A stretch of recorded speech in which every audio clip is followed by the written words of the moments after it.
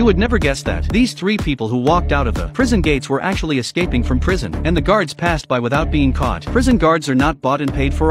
Responsible to tell you, no, they just use the key to open the door to get out. Only the key is made by themselves. Want to make a key in the prison? First, cover the lock with a piece of white paper. Then you use your finger to make the outline. Then outline it with a pen. This will give you the shape of the lock hole. Next, insert the rolled paper into the lock hole. Use a pen to hold the bottom of the paper and pull it out. The crease on the paper is the length of the key. The next step is the teeth of the key. When the meal is opened, the cellmate deliberately attracts the guards. He will take the opportunity to peek at the key. When playing ball, he took the opportunity to pick up the ball. In fact, he was also peeking. He would not miss any opportunity to look at the keys. It did take long, and with repeated comparisons from memory, he finally drew the perfect gear. The last thing was to make the key. With what? Prison inmates will be placed in the processing plant to do the work. Harry rolled the collected strips of wood in sandpaper, hidden in the bottom of the kettle. Then came the hardest part. At the end of each day's work, the guards would check the kettle. Knock, knock, knock. Pour some away. It was Harry's turn. He looked extra nervous, and pour it out. Knock, knock, knock. There was no sound of shaking. This is because Harry stuffed a rag into the kettle. At night,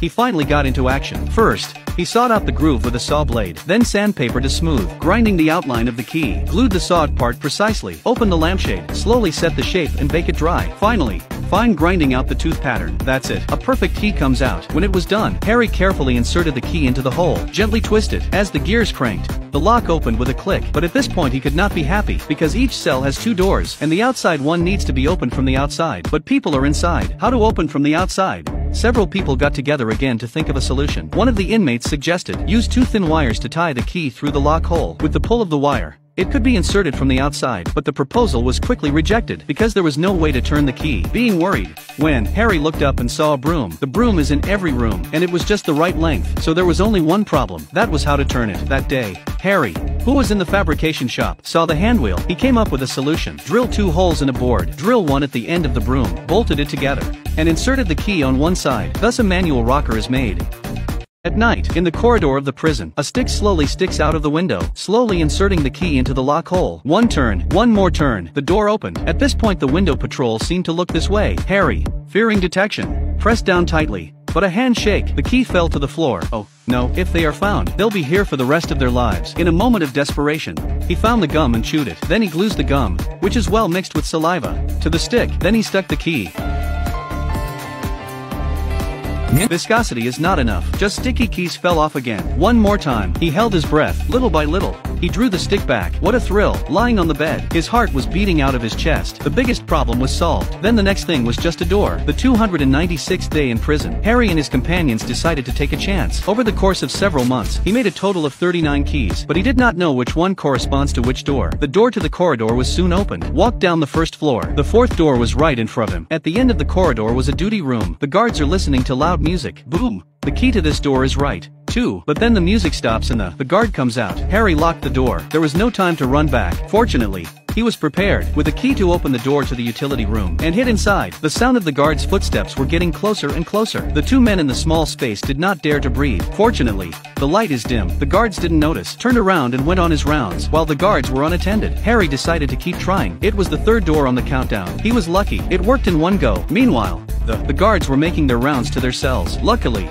Harry had piled up the blankets in human form in advance to fool the guards, but the door in front of them, they tried and failed to open it several times. There was no time left. Patrol time was about to end. They had to withdraw, open the door, but also have to lock it again one by one. Just as they entered the utility room, footsteps of the guards stepped on their heads. But just then, the guards saw the beads of sweat they had left on the floor. The good thing is that although the guards were suspicious, but they didn't care. After the guards left, they went back to their cells. Early the next morning, the warden woke Harry up with a kick. It was after the assembly bell. He didn't hear it. The warden knew he must have been up all night to find out what he was up to. He went through the whole cell. All the keys were hidden by him. He hid all the keys, but only the one in the tooth jar. The warden asked him what it was for. Luckily, he was smart enough to put a picture of his parents on it. He finally got through. From that day on, Harry knew he had to get up to speed. 404 days in prison. He made 39 keys out of wood, 15 gates, and the last two, but they were stumped because they couldn't use the key for this door. The switch for the door was in the watch room. That day, Harry was out for a dental appointment. He saw a new watchtower being built outside the gate. Once it was built, they would not be able to get away. It was time to get moving. That night they were making their final preparations, but except for 2 inmates, no one else wanted to participate. The bell rang. The guards left at the end of their shift. Only one guard was left on duty, and a distant tower on patrol. The time has come. He opens the gate in a familiar way and let out 2 more companions. For this day,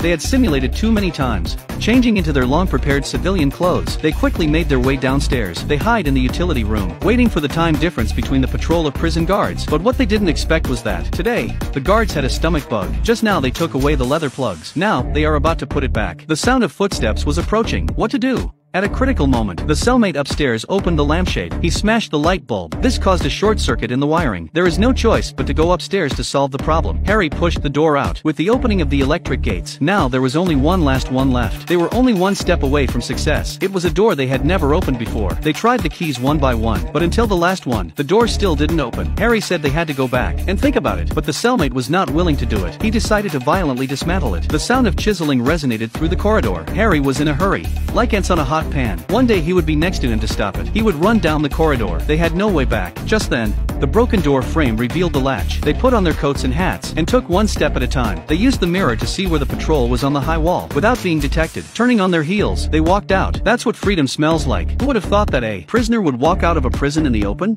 Harry saw the captain of the prison, guards chatting on the side of the road. They were still undetected. The captain took off his uniform. He's a human being too. A couple of men ran along, through the woods, through the bridge. Finally they found the cab. With the money he had been hiding for over 400 days, got into the car and headed for the border. And this side, the guards checked the room only to find it empty, with several people running to freedom. Largest manhunt in South Africa's history came with it. This is a true story. The hero is an uncomplicated freedom fighter. He was arrested for opposing injustice. He was sentenced to 12 years in prison. After 404 days, he and his friend managed to escape from prison.